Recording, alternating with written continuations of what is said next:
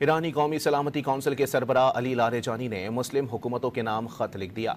शिकवा किया कि कोई इस्लामी मुल्क ईरान के साथ खड़ा ना हुआ, फिर भी ईरानी अवाम ने जारहत करने वालों को पीछे धकेल दिया। अपने 6 नकाती खत में अली लारेजानी ने कहा कि ईरान को मुज़ाकरात के दौरान धोखे से जारहत का निशाना बनाया गया। अमरीकी और सैहूनी हमले का मकसद ईरान को तोड़ना है। जारे को अब इस मुश्किल से निकलने का रास्ता नहीं मिल रहा। सियासी मसलहतों से बढ़कर कोई इस्लामी मुल्क ईरान के साथ खड़ा ना हुआ। उन्होंने कहा कि इस्लामी दुनिया के मुस्तकबिल के बारे में सोचा जाए। आप जान चुके, अमेरिका आपका वफादार नहीं जबकि इसराइल आपका दुश्मन है। एक लम्हे के लिए अपने और खित्ते के मुस्तकबिल के बारे में सोचें।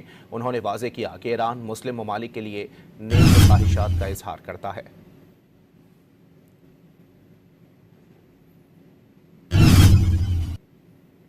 ईरानी कौमी सलामती कौंसिल के सरबरा अली लारेजानी ने मुस्लिम हुकूमतों के नाम खत लिख दिया।